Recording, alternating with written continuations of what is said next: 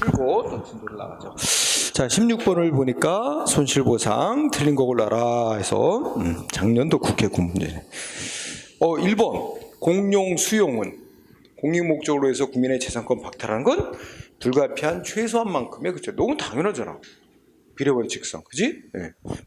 2번은 정당한 보상은 완전 보상을 뜻한다. 되게 쉽다. 3번은 이주대책은 생활보상의 일환으로 국가가 정책적 배려에서 만들어진 제도로 우리 헌법재판소는 헌법이 말하는 정당한 보상 범위하고는 포함되지 않는 별도의 보상제도라고 하고 있고, 4번은 구체적인 권리가 아니라 단순한 이익 또는 앞으로 무슨 돈을 벌 수 있는 기회 같은 이런 거는 손실보상 대상이 되는 재산권에 포함시키지 않는다.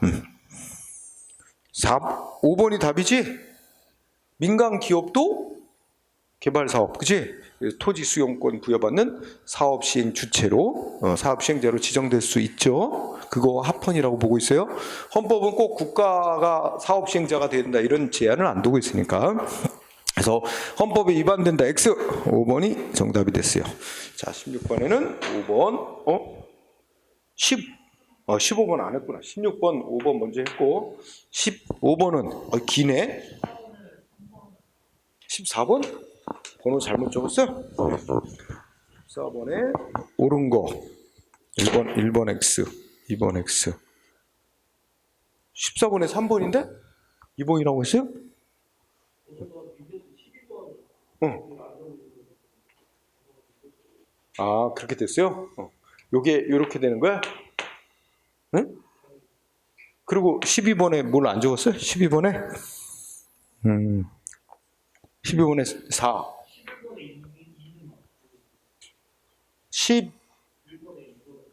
12번에 맞고, 4. 그 다음에 13번은 1. 14번은 3. 그렇게 됐죠? 그럼 15번이, 자, 15번 풀어볼까요? 자, 헌법 23조 3항을 쫙 써놓고 틀린 거 고르래. 1번. 자, 처지 끝에 어떤 공익사업을 시행하는 자가 토지를 수용하려면 국토부 장관으로부터 이거 토지를 수용할 수 있는 공익사업에 해당한다 하고 사업 인정을 받아야 하고, 국토부 장관은 사업 인정을 하려면 또 중앙토지수용회와 협의해야 된다. 이건 법 규정이야. 응? 1번은 O. 2번은 이건 판례다. 사업 시행자가 처지 끝에 국토부 장관으로부터 공익사업에 해당한다고 사업 인정을 받은 후에 이제 뭐야? 공익사업을 수행할 의사나 능력을 상실했는데도 강제로 토지를 수용한다든지 수용권을 행사하는 것은 수용권 남용이므로 허용될 수 없다. 이거 판례. 그지? 기억나지? 맞아. 3번은 헌법이 말하는 정당한 보상은 완전 보상을 의미.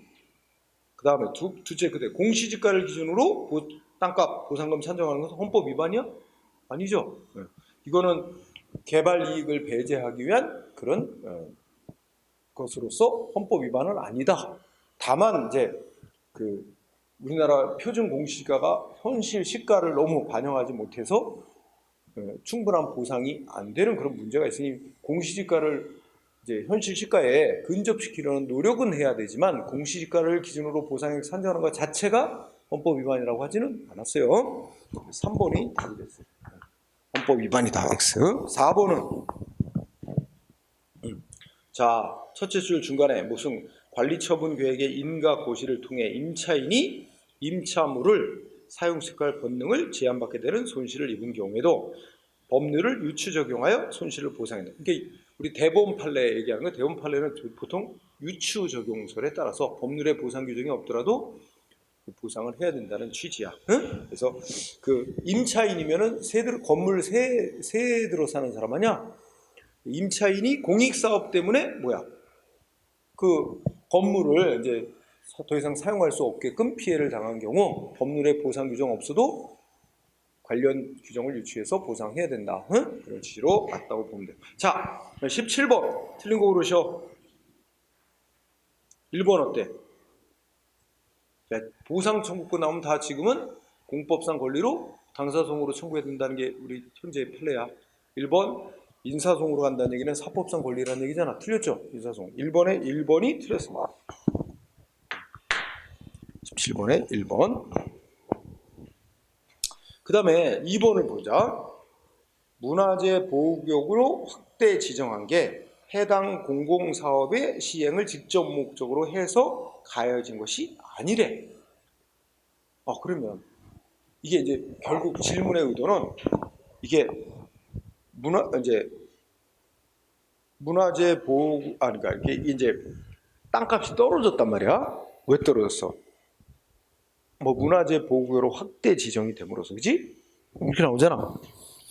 그래서 문화재 보호구역으로 확대 지정한 것이 이 택지개발 사업이라는 공익사업 시행을 목적으로 발생된 그 땅값 하락은 아니다.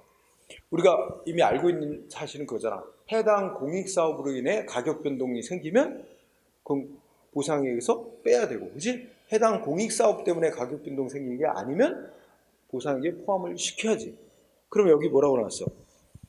해당 공익사업이 택지개발사업이야. 택지개발사업 시행 때문에 이게 그 재산 피해가 발생한 게 아니래요. 응? 그러면 어떻게 돼?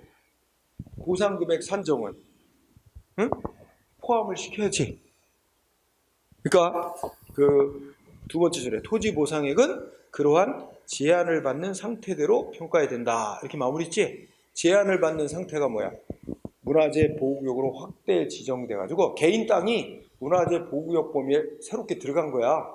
그러면 땅이 문화재 보호구역으로 들어가면 개발 가능성 이런 거 없어지잖아. 그러니까 뭐가 돼? 땅값 떨어지지. 그 떨어진 거를 포함해서 보상액을 산정해야 되냐 이런 거란 말이야. 그지? 그럼 떨어진 거 포함해야 돼? 보면 문장상 문화재 보호구역 확대 지정하고 뒤에 택지개발 사업 시행하고 이건 별개라는 거잖아. 그지? 그러니까 두 번째 줄 토지 보상액은 그러한 공법상 제한을 받는 상태대로, 이게 공법상 제한을 받는 상태 이꼬로 문화재 보호구역으로 편입돼 가지고 땅값 떨어진 거 그 상태로 보상금을 산정해야 된대. 택지개발 사업 시행이라는 해당 사업하고 상관이 없는 거니까 해당 사업과 관계없는 요인으로 가격이 하락한 거야. 그리고 그 하락한 것만큼으로 보상금을 산정해야 된다는 뜻입니다. 응? 그래서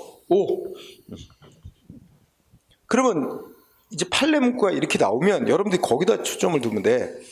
당해 공공사업인 택지개발사업 시행 때문에 이게 이루어진 게 아니라는 거. 응? 해당 공익사업으로 인해서 땅값 떨어진 게 아니라는 거야. 그러면 그건 그 다른 것 때문에 이제 된 거니까 그걸 포함해서 가격 보상액을 산정해야 된다는 얘기지. 그렇게 이해하면 되고. 그 다음에 3번 옳게 나왔네. 아까 공유수면 매립한다고 그것이 공고가 됐다고 바로 사업 착수되는 건 아니다. 그지? 그래서 반드시 사업이 시행되고 그로 인하여 재산 손실이 발생한다고 할 수 없으므로 실제로 공사가 실행되어 현실적인 피해가 발생했어야 비로소 보상 조건이 생긴다. 이게 옳게 쓴 거지? 그 다음에 4번은 첫째 줄에 하천수 사용권, 그지? 하천수 사용할 권리도 법이 손실보상 대상으로 규정하고 있는 물 사용권에 포함된다. 응? 하천수 사용권도 물의 사용에 관한 권리에 포함된다. 이건 5. 그런데 이거하고 우리 교재에서 공부할 때 생각나는 판례가 뭐 있지? 그 생수 제조업자, 먹는 샘물 제조업자가 지하수 이용할 권리, 이거는 손실보상 대상이 아니라 그랬어요. 여기 물 사용권에 포함 안 된다고 판결이 있어. 그거하고 이거는 좀 구별해야 되겠다, 그지? 하천수 사용권은 보상 대상이 되는 물 사용권에 해당이 되고, 생수 제조업자가, 즉 먹는 샘물 제조업자가 지하수 이용할 권리는 손실보상 대상되는 물 사용권에 포함되지 않는다는 판결. 좀 그건 구별해둬야 되겠지? 자, 정답은 1번이었어. 너무 명백하게 1번이 답이 나왔고. 그 다음에 18번은 18번은 환매권이라고 그러니까 군무원 시험인데 일반적으로 출제하는 범위를 좀 벗어나서 냈어. 응? 환매권이라는 거는 간단히 얘기해서 공익사업 한다고 내 땅 뺏어갔는데 공익사업에 쓰지도 않아. 그럼 뭐야? 나 보상금 받은 거 다시 돌려주고 원래 내 땅 다시 되사는 권리가 환매권이야. 응? 개인은 공익사업 한다고 해서 어쩔 수 없이 희생당해서 뺏겼잖아. 그럼 공익사업에 쓰지도 않아. 그럼 내 땅 다시 되사는 권리가 환매권으로 당연히 보장이 됩니다. 이거 재산권의 일종으로서. 그래서 이게 법조문 막 엄청 냈네. 1번 보니까 뭐래? 토지 소유자하고 협의해서 소유권을 취득한 날 또는 이 협의가 안 돼가지고 토지수용위원회가 수용 결정을 내려서 그 수용 개시한 날부터 10년 이내에 그 공익사업 안 하기로 피지 변경되거나 그 밖의 사유로 이제 수용해간 토지가 필요가 없게 된 경우, 이때 그 토지 소유권 취득할 당시에 사업 시행자가 취득할 당시에 토지 소유자나 그 상속인은 환매권을 행사할 수 있습니다. 맞아?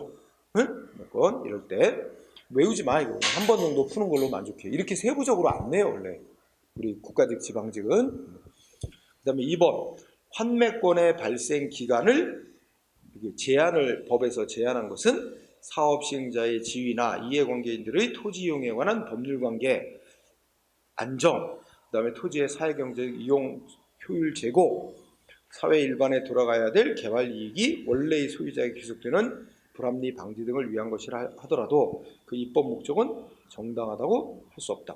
환매권 발생 기간을 제한한 거, 이게 입법 목적이 정당하다고 할 수 없다?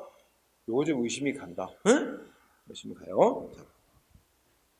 3번은 환매권 발생 기간 1항에 보면 10년 아니야 10년. 응?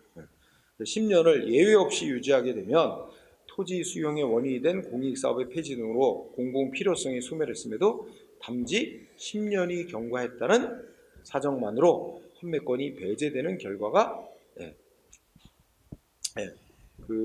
초래될 수도 있다. 그러니까 환매권을 행사할 수 없게 돼서 그런 문제가 생기는 경우도 있을 수 있다. 이거 문제 없을 것 같은데. 그다음에 4번은 어떤 법률 조항의 위헌성은 환매권의 발생 기간을 제한한 것 자체에 있다기보다는 그 기간을 10년 이내로 제한한 것에 있다. 그래서 이 사건 법률 조항의 위헌성을 제거하는 다양한 방안이 있을 수 있고 이는 입법자가 재량으로 정할 문제다. 자, 이 문제 그냥 연습 그냥 한번 풀고 넘어가는 정도로 하면 돼요. 거의 안 냈던 영역이에요. 응? 그래서 답은 2번으로 하면 될 거예요. 입법 목적은 정당한데, 원래 이게 비례원칙 적용한 거야. 법으로 이렇게 제한하는 거 목적은 정당한데 정당한 목적을 위해서 달성하는 수단 방법이 또 적절한가? 국민의 피해를 최소화하기 위한 그런 조치를 한 것인가? 이런 것도 따져봐야 되는데 입법 목적 자체는 정당해도 그 피해를 최소화하기 위한 뭔가 이런 거는 부족하다. 결국은 위헌 이렇게 얘기를 하는 거예요. 입법자가 그 위헌 결정의 취지에 따라서 법률을 합리적으로 개정해라 이런 취지의 결정인 거지. 그래서 2번에 그 문장의 주어가 환매권의 발생 기간을 이렇게 10년으로 제한한 것은 이러이러한 세제적 불합리 방지 등을 위한 것이므로 그 입법 목적은 정당하다고 할 수 있다. 이렇게 됩니다. 그렇지만 이제 사망처럼 이러이러한 문제가 생길 수 있어서 뭔가 보완하는 규정이 필요하다. 뭐 이런 취지입니다. 응?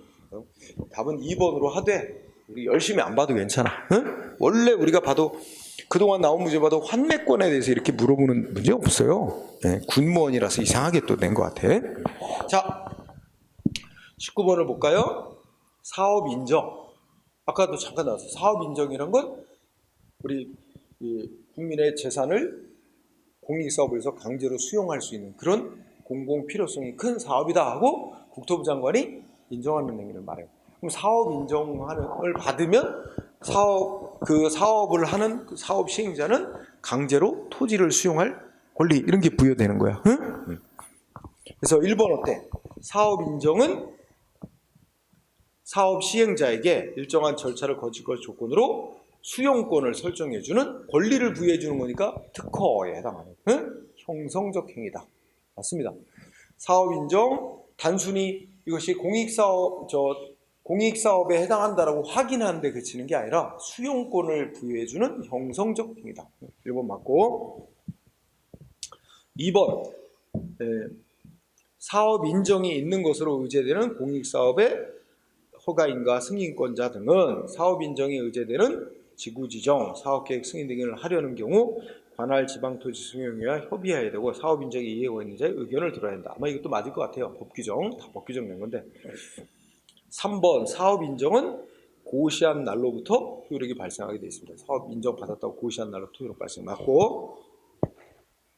4번 사업 인정 단계에서 하자를 다투지 아니하여 이미 소송기관이 도구한 수용 재결 단계에서는 사업 인정이 당연무효라고 볼 만한 사정이 없다면 사업 인정의 위법 이유로 수용 재결의 취소를 구할 수 없다. 4번은 우리가 어느 파트와 연관된다고 알 수 있지? 이게 하자의 승계. 앞에 행위에 위법이 있는데, 그지? 앞에 행위 위법이 있는데 취소송 기간 지나도록 안 다퉈서 불가증력 생겼어. 그럴 때 그 뒤를 이어서 행해진 후행행위를 아무 위법이 없지만 선행행위 위법이 있다는 이유를 들어 후행행위 취소달라고 청구할 수 있느냐? 하자승계. 그럼 여기서 선행행위는 뭐야? 응? 사업 인정. 후행행위는 수용 재결, 토지 수용 재결. 그지? 사업 인정과 수용 재결 사이는 각각 별개의 효과를 목적하는 행위라서 하자의 승계가 인정되지 않는다는, 하자 승계가 인정된 사례에 안 들어가는 거야. 여러분들 공부할 때 우리 하자 승계 인정된 사례가 적으니까 그거 위주로 외우라 그랬지. 이거는 인정되지 않은 사례. 그렇다면 4번 어떻게 돼? 응? 않는 거지. 응? 그래서 사업 인정 단계에서, 즉 선행행위 단계에서 선행행위가 하자가 있는데 안 다퉈가지고 쟁송 기간 지나가지고 즉 불가증력이 발생한 단계에서 후행행위인 수용 재결 단계에서는 선행행위인 사업 인정이 무효라면 좌르르 다 당연히 무효지만 무효라고 볼 만한 사정이 없다면 선행행위 사업 인정에 위법이 있다는 이유를 내세워서 후행행위인 수용 재결 취소를 선고할 수 없다. 즉 하자승계 부정. 4번 맞습니다. 응? 그렇다면 3번도 맞고 1번도 맞고, 응? 1, 3, 4가 확실해요. 2번이 틀린 것 같아요. 응? 법 규정이 있는 것 같은데 그 2번을 답을 하고 이건 내가 다시 한번 확인해 볼게. 응? 쉬는 시간에 법 규정을 확인해 볼게. 어디가 틀렸는지. 1, 3, 4는 그러니까 1번하고 4번 확실하고 3번도 내 기억으로 확실해. 응? 그래서 2번이 답일 것 같은데 조금 요거는 내가 다음 시간에 한번 확인해 볼게. 그 다음에 20번은 자, 국가가 적법하게 보상을 하지 않고 개인 토지를 도로법상의 도로를 구성하는 부지로 점용. 그러니까 개인 땅을 도로로 사용하고 있는 거야. 보상도 안 해주고, 그지? 이런 경우 옳은 설명을 고르래. 자, 1번 뭐라고 되어 있지? 도로법에 적용을 받는 도로의 경우에는 적어도 도로법에 의한 도로 노선으로 지정, 고시 및 도로구역으로 결정이 된 때부터 도로관리청인 국가의 점유를 인정할 수 있다. 응? 2번 땅 주인은 야 그러면 내 땅 보상도 안 해주고 내 땅을 도로법에 적용을 받는 도로 부지로 점거해서 도로로 이용하고 있는 거 아니냐? 그만큼 뭐라는 거야? 국가는 아무런 법률상 원인 없이 땅 사용에 대한 이득을 얻고 있는 거다. 응? 그러니까 뭐 부당이득 반환 청구 가능해. 여기서 2번하고 3번하고 중에 비교를 해봐. 답은 3번이 될 텐데, 자 2번은 내 땅, 3번은 뭐야? 내 땅 원래대로 돌려놔. 도로로 사용하지 말고 내 땅 원래대로 돌려놔거든. 2번은 내 땅은 도로로 쓰되 그 사용료를 달라는 거야.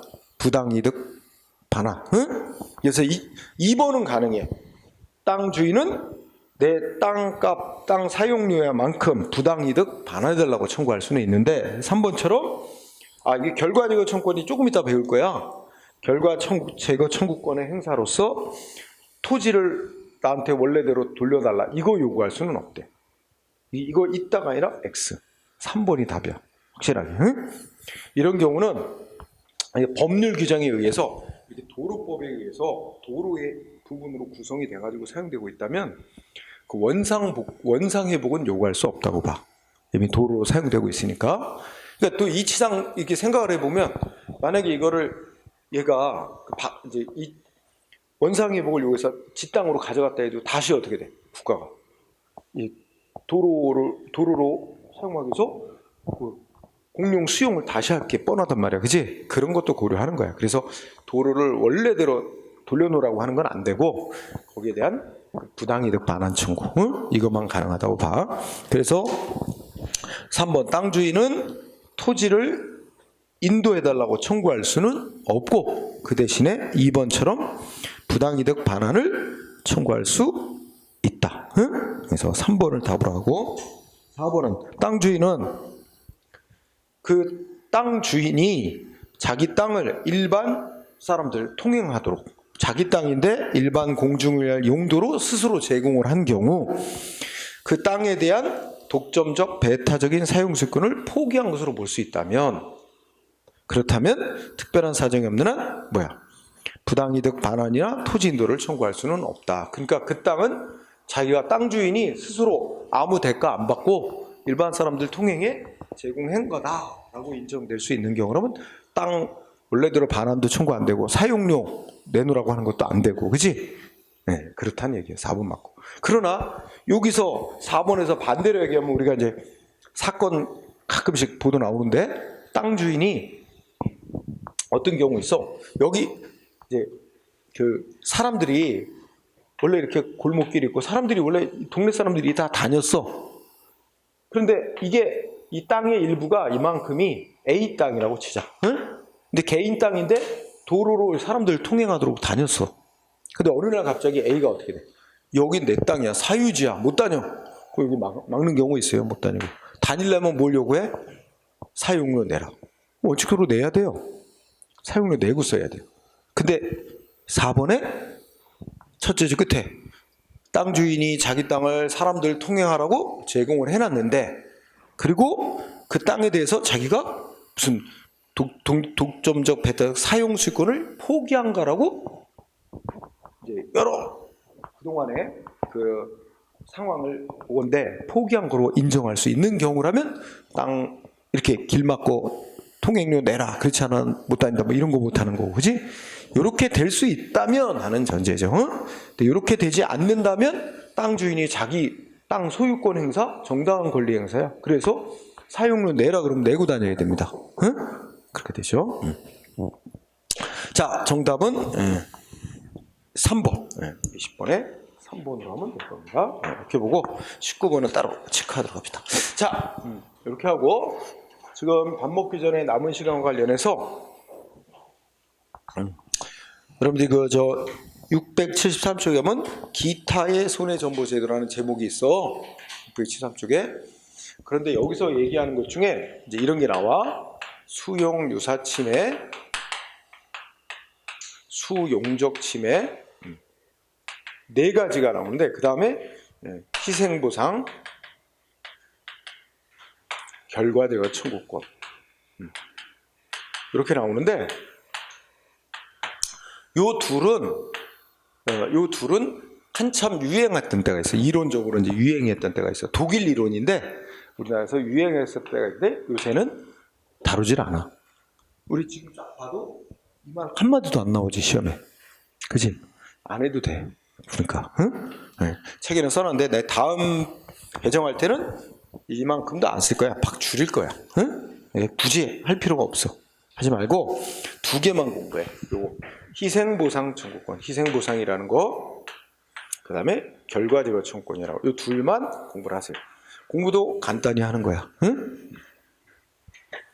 자, 뭐에서 출발하냐면 여기 희생보상 청구권 보면 지금까지 우리가 헌법 23조 3항 그에 따라서 공공 필요에 의해서 국민의 재산을 침해하면 그에 대해서 보상.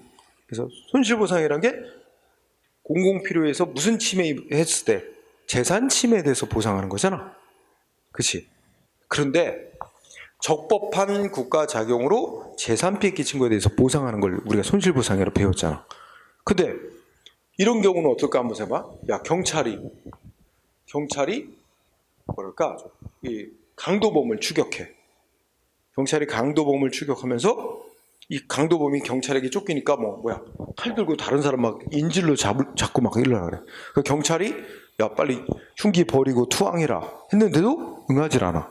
투항하지 않으면 권총 발사하겠다 했는데도 응하질 않고 막 인질을 데리고 막 도망가.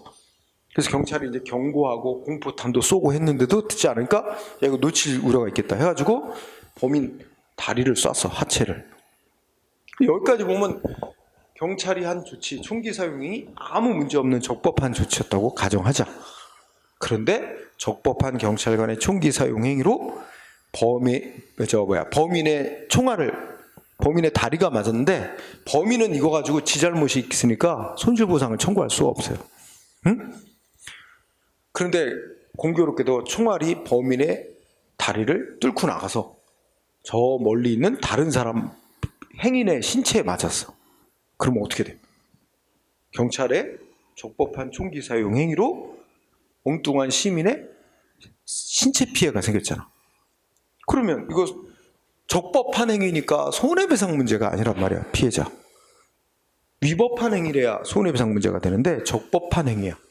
그런데 재산 피해가 생긴 게 아니고 생명, 신체 같은 비재산 피해가 발생한 경우, 이런 경우에 그것도 보상을 해줘야 된다라는 얘기가 나오는데, 그거를 원래 손실보상이라는 용어와 구별해서 독일에서 사용한 용어가 희생보상이라는 얘기를 했어요. 희생보상. 응?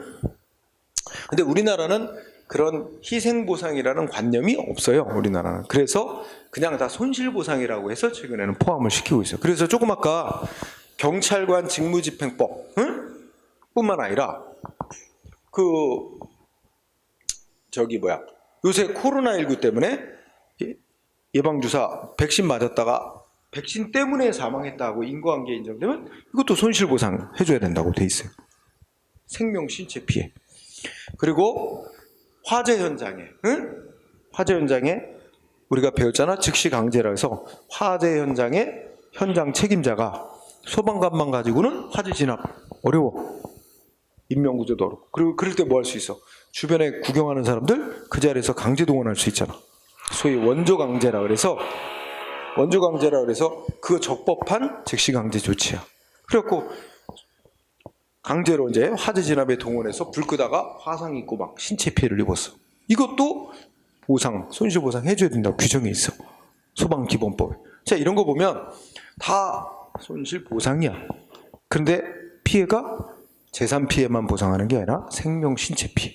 그치? 우리나라는 그러니까 독일식 용어로 하면 재산 피해가 적법한 조치로 재산 피해가 아닌 생명, 신체 피해 입은 건데, 독일은 그걸 희생보상이라는 용어로 쓰는데 우리나라는 희생보상이라는 말을 안 쓰고 그냥 다 손실보상이라고 그래. 그래서 여러분들 봐. 거기 제목에 희생보상 청구권 이렇게 제목 달았지? 키워드 의의에 뭐 나왔어? 공공필요에 의한 적법무책의 행정작용에 발생된 생명, 신체 등의 비재산적 법익 침해에 대한 보상 청구권. 자, 중요한 단어가 뭐냐면 적법이야. 적법한 작용. 응? 근데 피해는 무슨 피해? 응? 생명이나 신체 등 비재산 피해. 이 두 단어가 지금 핵심 단어. 적법한 작용인데 생명, 신체 같은 비재산 피해를 발생시킨 경우. 응? 그래서 거기 둘째 주부터 우리 예방접종 사고, 응? 또 뭐 있어?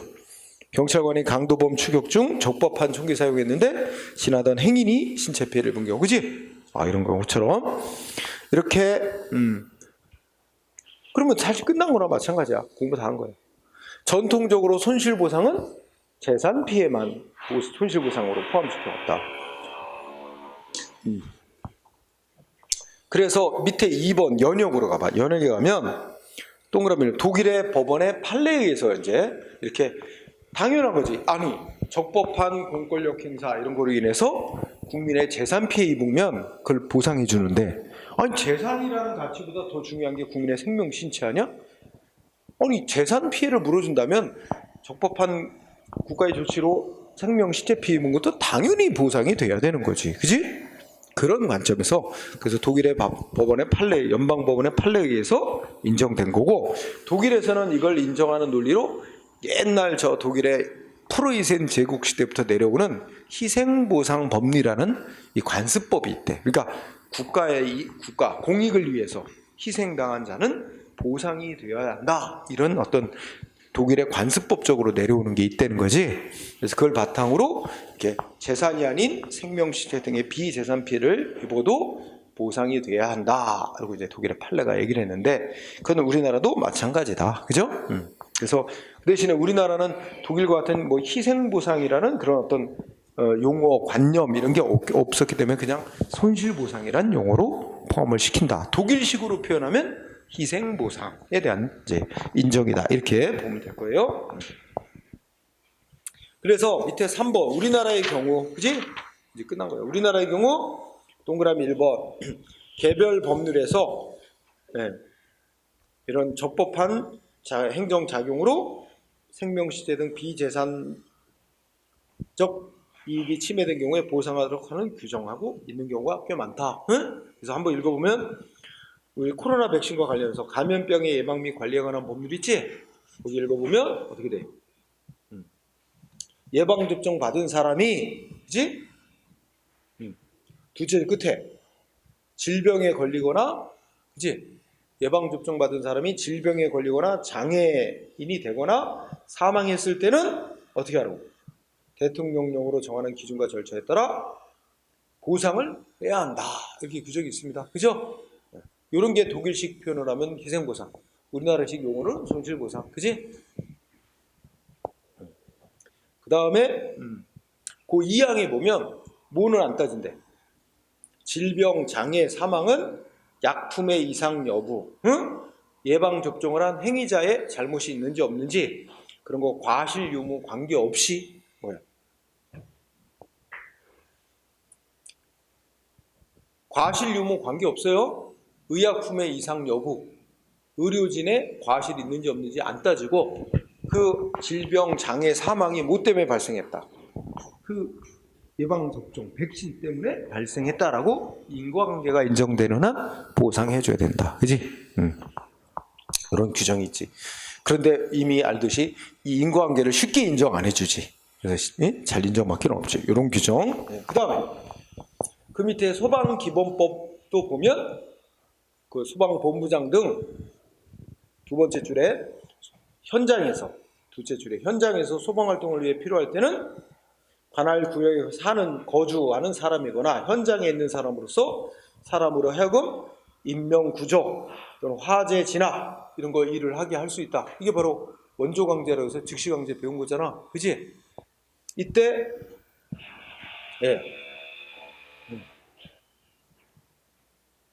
다섯째 줄 끝에 이때 소방본부장 등의 명령에 따라 소방활동에 종사한 사람은 시도지사로부터 소방활동에 들어간 비용을 지급받을 수 있다. 다만 소방 대상물의 화재 이런 것에, 그지? 소방활동에 비용을 지급받을 수 있다. 다만 소방 대상물의 화재 이렇게 발생한 경우 그 관계인 또는 고의과실로 구조 구급 활동이 필요한 상황을 발생시킨 사람, 화재 구급 현장에서 물건을 가져간 사람이 그러하지 아니하다. 요거는 뭐 비용만 그렇게 되는데, 이것도 이 규정을 소방활동 종사 명령에 따라 종사했던 자가 막 피해를 입거나 보상이 뒤따르게 돼 있어요.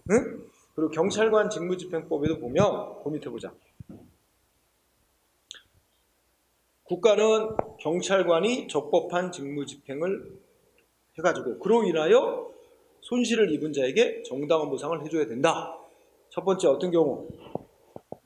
손실 발생의 원인에 대해서 책임이 없는 자가 생명시체 재산상의 손실을 입은 경우, 책임이 없는 자도 보상하죠. 경찰관의 적법한 직무집행으로 피해를 입었는데 그 피해자한테 아무 책임이 없으면 당연히 보상해야 되고, 피해자한테 책임이 있더라도 책임의 정도를 초과하는 피해를 준 경우는 역시 보상해야 된다는 거야. 그래서 책임이 없는 자가 생명시체 재산상의 손실을 입은 경우. 넷째 줄, 책임이 없는 자가 경찰관의 직무집행에 자발적으로 협조했다가 손실을 입은 경우도 포함한다. 여기 보면 생명, 신체, 재산 다 들어갔지? 응? 그 다음에 책임이 있는 자도 자신의 책임에 상응하는 정도를 초과하여 생명이나 신체, 재산의 손실을 입으면 국가는 보상해야 된다. 그래서 우리가 조그맣까지 공부한 손실보상이란 거는 다 재산 피해만 보상하는 거였는데, 여기는 손실보상이라는 말을 딱 단어로 쓰지는 않지만, 그지? 어쨌든 경찰관의 적법한 직무집행으로 인하여 생명, 신체, 재산, 손실 입은 자 보상해주라고 돼 있어요. 그죠? 그래서 이런 규정들이 이제 손실보상의 범위를 점점점 확대하고 있는 겁니다. 예전에는 재산 피해로 한정했던 걸 생명, 신체 피해에 대한 보상까지 확대하고 있는 거로 볼 수 있습니다. 경찰관 직무집행법에 따르면 책임 없는 자라도 자기 책임에 상응하는 정도가 아니라 자기 책임의 범위를 넘는 피해 생기면 보상하도록 돼 있죠. 그런 점을 유의하면서 읽으면 될 거예요. 그럼 판례가 나왔는데 뭐라 그랬어? 과거에는 전염병 예방법이라고 이름이 이렇게 불렀었어. 지금은 감염병의 예방 및 관리에 관한 법률인데, 아까도 읽었지만 뭐라고 돼 있어서 예방 접종하는 의료진의 과실 여부 안 따진다 그랬지, 그렇지?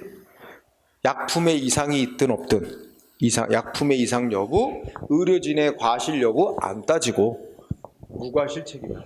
즉, 그 백신 때문에 질병 사망이 이르렀다. 이 인과관계만 인정되면 보상하도록 돼 있는 거잖아. 따라서 무과실 책임이다. 하지만 무과실 책임이다 하더라도 뭐는 인정이 돼야 돼? 백신 때문에 질병, 장애, 사망에 이르렀다는 인과관계는 인정돼야 되는데, 그 인과관계 인정에 대한 판단은 보건복지부 장관의 재량이다, 이런 얘기입니다. 그래서 또 예방접종 관련해서 밑줄 친 거. 예방접종의 사회적 유용성과 이에 따른 국가적 차원의 권장 필요성, 예방접종이란 부작용이라는 사회적으로 특별한 의미를 갖는 손해에 대한 상호 부조와 손해부담의 공평, 사회보장적 이념 등에 터잡아 이거는 독자적인 피해보상 제도다. 얘기를 하면 예방접종이라는 피해에 대해서는 법률이 정한 특별한 독자적 피해보상 제도다. 그죠? 그리고 그 밑에 문장은 예방접종과 장애, 질병, 사망 사이에 인과관계가 있어야 보상이 되는데, 인과관계 여부를 있는지를 판단하는 것은 고도의 전문적 지식 기술이 필요하고 또 전국적으로 일관되고 통일된 해석이 필요한 점을 감안한 것으로 보건복지부 장관의 재량에 속한다. 예전에 이거 재량이다라는 게 시험 문제에 쓰인 적이 있었어.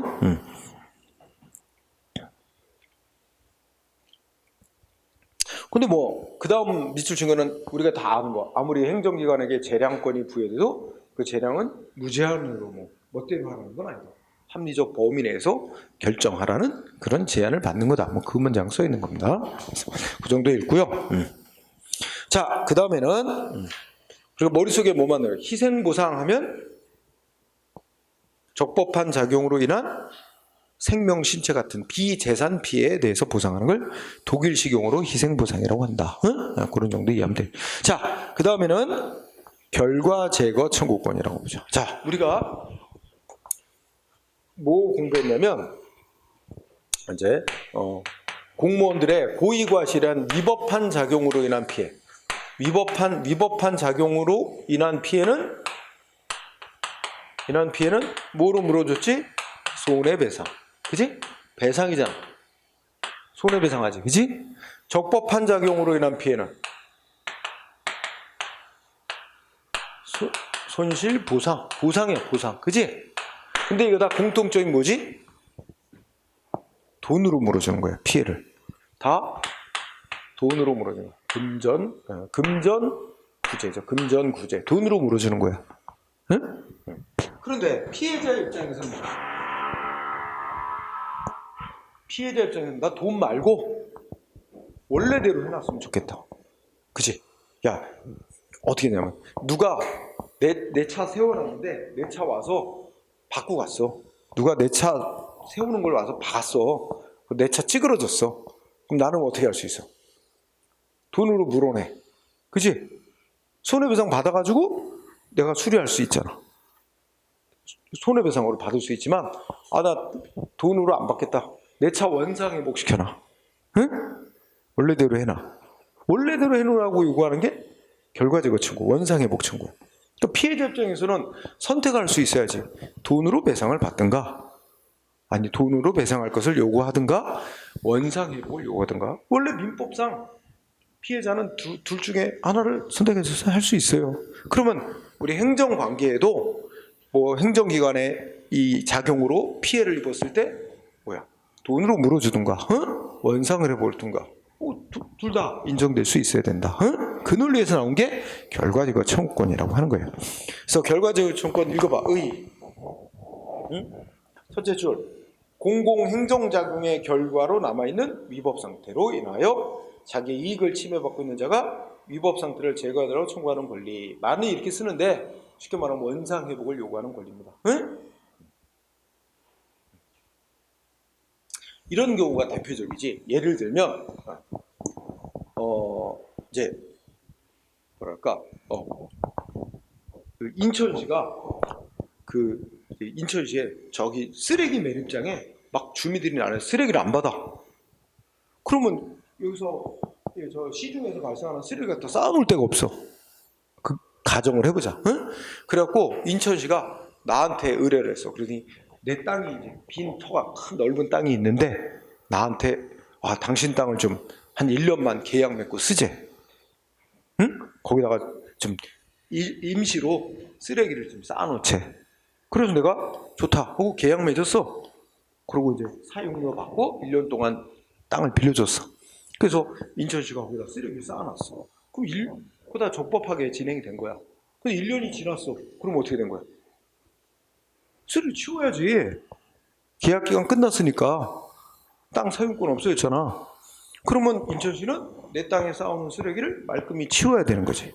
안 치우고 있어. 그럴 때 요구할 수 있는 게 뭐야? 원래대로 해놔라. 내 땅 임대해주기 전에 원래 상태로 돌려놔라.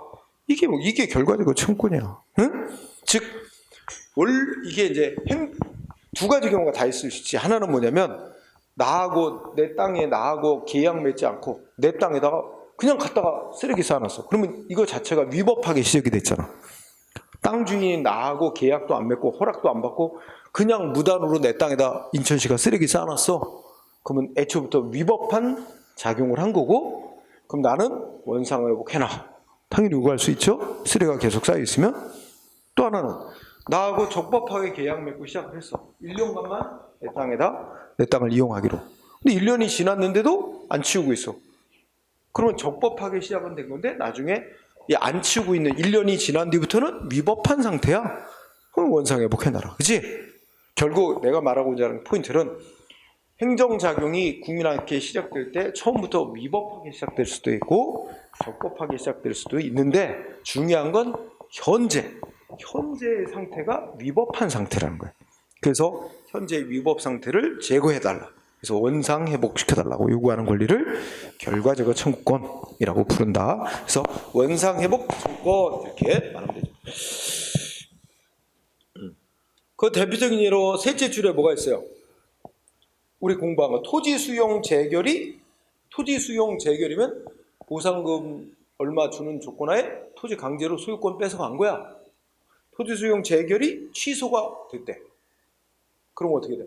땅 주인에게 땅 원래 상태로 돌려놔야 됩니다. 근데도 안 돌려놓고 있다는 거야.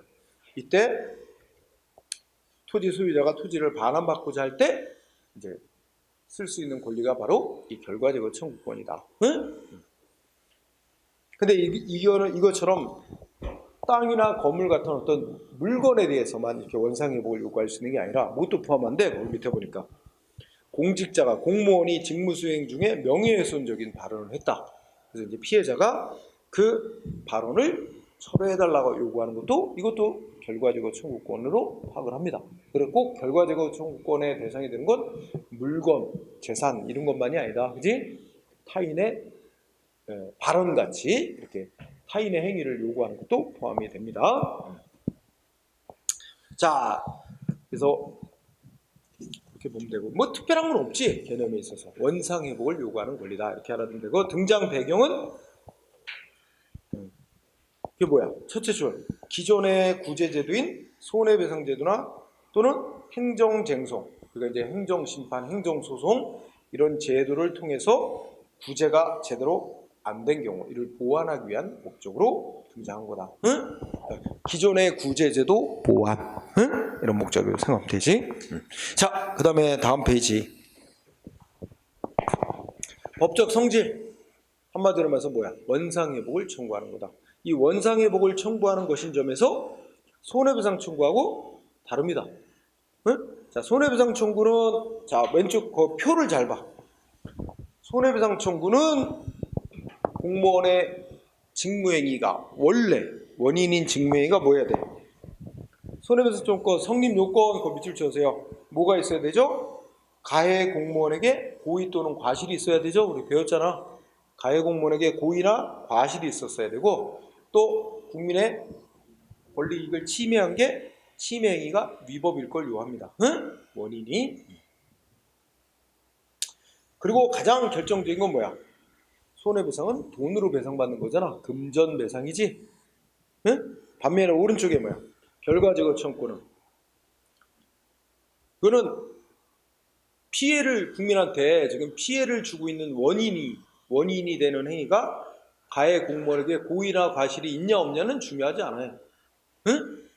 원인에 초점이 있는 게 아니라 어디에 초점이에요? 지금 현재 남아있는 이 결과 상태가 위법 상태라는 게 초점이지 위법 상태를 만들어내는 원인이 된 공무원 행위가 고의나 과실이 있었느냐 없었느냐 이건 상관 안 해. 그지? 결과 상태가 위법 상태로 남아있다. 이게 중요한 거야. 그래서 중요해 이거. 결과적으로 청구는 뭘 요구하지 않는다고? 가해 공무원에게 고의나 과실이 있을 걸 요구하지 않는다. 응? 또 애초부터 나의 이익을 침해한 원인이 되는 행위가 처음부터 위법하게 시작된다. 이거 요구하는다. 결과 상태가 위법하게 남아있는 게 중요한 거지. 원인인 행위는 적법하게 시작이 됐을 수도 있단 말이야. 아까 얘기했지만 내 땅을 적법하게 계약 맺고 1년 동안 사용하기로 적법하게 시작이 됐어요. 그런데 1년이 지난 후에도 안 치우고 있다. 이게 지금 결과 상태가 위법이라는 게 중요한 거야. 그래서 결과제거 청구는 가해자 측의 고의 과실을 요구하지 않으며 침해 행위의 원인이 된 침해 행위의 위법 여부를 안 따진다. 응? 중요한 건 현재 남아있는 결과인 상태가 위법이라는 게 중요한 거다. 이런 얘기죠. 그리고 결과제거 청구는 원상회복을 요구하는 것이고. 응? 그러면 자 손해배상 청구권과 결과제거 청구는 성립 요건이 다르기 때문에 하나만 생길 수도 있고 둘 다 생기는 경우도 있을 수 있어요. 예를 들면 두 가지가 다 충족될 수도 있겠지. 애초부터 공무원이 고의과실에 의한 위법 행위를 했고 지금까지 계속 내 이익이 권리가 침해되고 있는 상태가 지속이 되고 있다면 그럼 어떻게 했어요? 나는 손해배상 청구권도 생기고 응? 그게 뭐야? 원상회복 청구권도 생기는 거야. 그럼 나는 선택할 수가 있어. 그래서 뭐로 해? 원상회복을 해달라고 요구를 했어. 근데 원상회복 해준다고 했는데 만족스럽지 않게 원상회복이 한 절반밖에 안 됐어. 그럼 어떻게 돼? 나머지 원상회복이 안 된 부분은 돈으로 물어달라 손해배상을 또 청구할 수도 있지. 자, 지금 하는 것처럼 양자의 관계로 내려가 보면 양자의 관계 뭐야? 첫 중요한 거는 양립할 수도 있습니다. 양립할 수. 이 말은 무슨 뜻? 손해배상 청구권과 결과제거 청구권이 같이 발생할 수도 있어요. 요건이 다 공무원의 고의과실에 의한 위법한 침해 행위로 위법한 결과가 생겼다. 이게 요건이 다 맞으면 손해배상 청구권도 결과제거 청구권도 다 생길 수 있어요. 양립될 수 있어요. 그래서 두 가지 권리가 다 생긴 경우 선택을 해서 원상회복 결과제거 청구를 했는데 원상회복이 불충분하게 됐다. 그러면 나머지 피해는 손해배상 청구권으로 다시 배상받을 수 있게 된다는 얘기지. 응? 그렇지 않겠어요? 아니, 그러니까 아까 드린 예를 봐. 내 차, 세워놓은 차를 누가 와서 박아가지고 찌그러뜨렸다. 그러면 그 사람의 과실에 의한 위법행위로 나 피해를 입었잖아. 그리고 지금 찌그러진 피해 상태가 지속되고 있잖아. 그럼 어떻게 돼? 돈으로 손해배상 청구권도 생기고, 응? 원상회복은 하고 결과적인 청구권도 생기고 그런 거지. 응? 그래서 요 부분 잘 유의하고, 그죠? 응. 그다음에 쌍거리공 공권이다. 첫째 줄 다수설은 결과적인 청구권은 행정주체의 공공행정작용에 야기된 위법 상태를 제거해달라는 청구권이기 때문에 어쩌돼서 다수설은 뭐야? 공권으로 본다. 응? 그냥 간단하게 다수설은 공법상의 권리로 본다. 응? 이렇게만 정리. 공법상의 권리로 보게 되면 청구하는 소송은 행정소송인 당사소송으로 청구해야 된다고 결론 나게 됩니다. 그건 뒤쪽으로 가서 하고요. 자, 쌍가로 3번 물권적 또는 채권적 청. 이것도 알아야 돼요. 이거는 아까 토지 수용 재결이 취소했으면 내 땅 원상태로 반환해줘야 되는데 안 돌려주고 있다. 그죠? 이렇게 물건, 재산인 물건을 원상회복해놓으라고 요구할 수 있는 물건에 대한 원상회복 청구권일 수도 있고, 아까 공무원의 명예훼손적인 발언을 철회해라 이런 것처럼 타인의 행위를 요구하는 권리, 채권으로서 성질을 받는 것도 있다는 겁니다. 응? 이것도 알아두고요. 그 다음에 법적 근거는 굳이 안 해도 되고, 성립 요건. 자, 제목은 뭐죠? 쌍거리 1번 공공행정작용에 의한 침해여야 된다. 응? 안 그러면 다 공공행정작용으로 인한 침해가 아니면 뭐야? 민법에 의한 방해, 배제, 원상회복을 청구하면 되죠. 자, 그 다음에 쌍거리 2번 보호받을 만한, 보호해줄 만한 가치가 있는 법률상 이익을 침해받았어야 돼요. 응? 제목으로 보세요. 그러면 보호 가치가 있는 법률상 이익 침해. 여러분, 법률상 이익하고 반대 개념이 뭐야? 반사적 이익이지? 반사적 이익은 침해돼도 감수해야 되는 거지? 그는 구제 대상이 아니다. 그 다음에 두 번째, 보호할 가치가 있는 거래야 돼.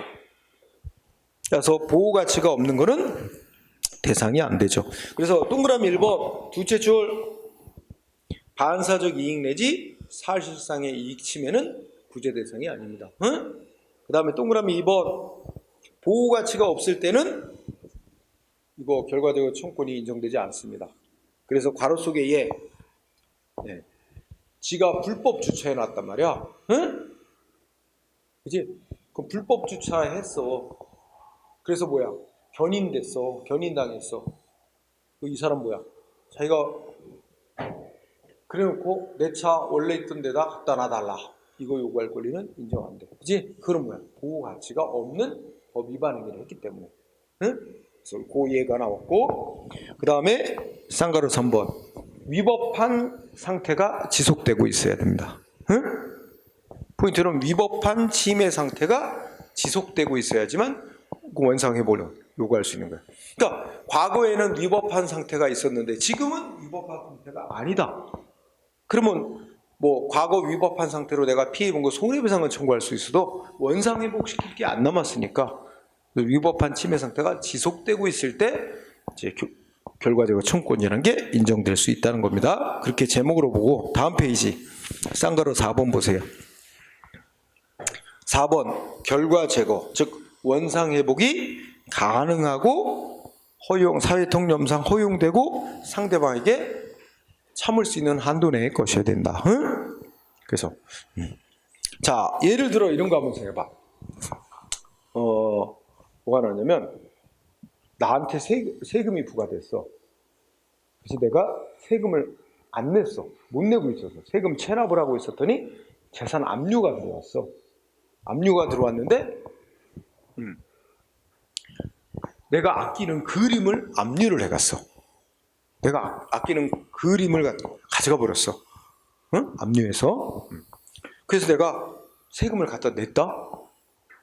그 그림을 압류당해서 경매당하는 건 내가 원치 않았어. 그래서 내가 친구한테 돈을 빌려갖고 세금을 냈어. 그럼 세금을 냈으니까 어떻게 돼? 압류해간 그림을 돌려줘야 되잖아, 나한테. 근데 안 돌려줘. 근데 돌려줄 수가 없는 상태래. 압류해간 그림 창고에 보관하고 있다가 화재가 나서 다 타버렸대. 그럼 내가 거기다 대고 원상태로 돌려라 해봐야 아무 소용도 없는 거잖아. 그치? 원상회복이 불가능한 상태가 돼버렸잖아. 이때 남는 건 뭐야 그럼? 손해배상 청구하는 거, 돈으로 배상받는 것밖에 안 남잖아. 그래서 원상회복이 법적으로나 현실적으로나 가능해야 되는 거지. 그치? 약간 당연한 거 아니겠어? 그리고 이런 건 어떻게 될 수 있어? 야, 이런 거는 예를 들어서 이건 이제 개인 간의 일로서 오늘 벤츠 비싼 새 차, 한 벤츠 한 3억짜리 새 차를 오늘 딱 뽑았어. 오늘 새 차를 뽑아서 딱 운전하러 나왔는데 옆에 마티즈 차가 와가지고 그 벤츠 차의 옆 문짝을 콕 찍어갖고 폭 들어갔네. 나 기분 되게 나빠. 오늘 새 차 뽑아갖고 탁 나왔는데 문짝을 콕 찍어버렸어. 자, 그럼 마티즈 차량은 뭐라 그럴까? 거기가 잘못했으니까 그럼 마티즈 수리해 주든가 손해배상을 해줘야 될 거 아니야. 그럼 거기서는 보험을 해가지고 수리해드리겠습니다. 난 기분 너무 나빠. 새 차.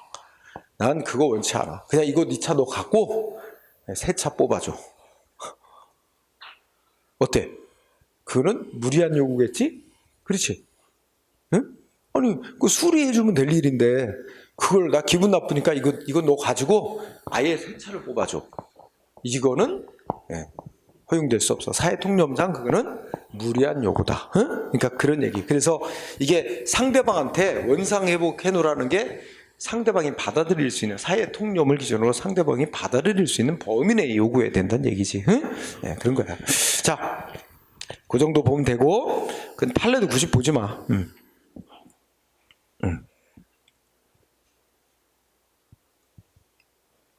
그 다음에 그 밑에 결과제거 청구의 내용과 범위에 원상회복 청구 나오고 쌍가루 2번이 아주 중요해. 쌍가루 2번에 뭐가 들어갔죠? 직접적인 결과만 제거해달 청구할 수 있다 이거지.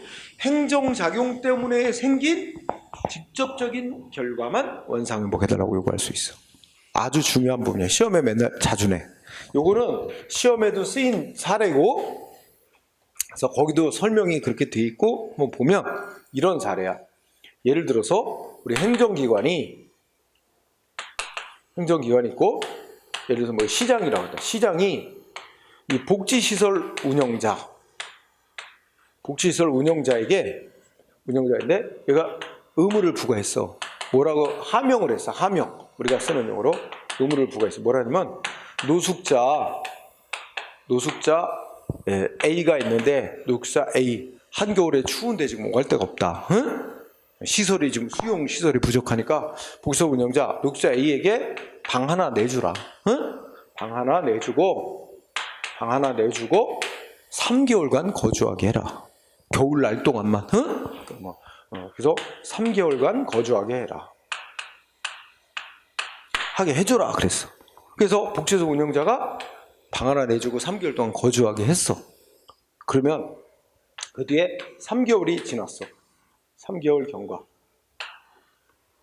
3개월 경과했는데 어떻게? 노숙자 안 나가. 응? 노숙자가 안 나가. 그리고 시장도 노숙자를 내보내는 조치를 안 해. 시장도 아무 조치를 안 해.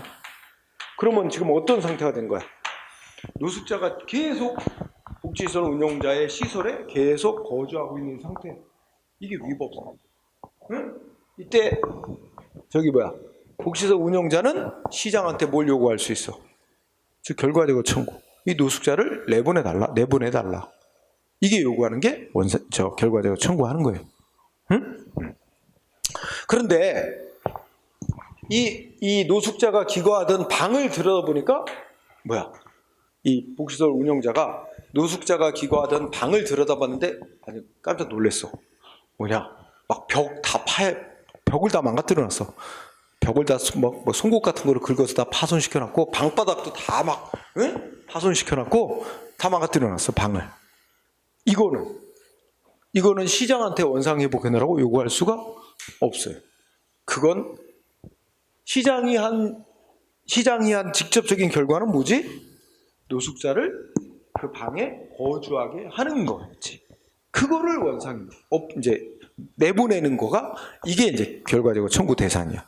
그런데 노숙자가 거주하면서 방을 파손시킨 거 있지?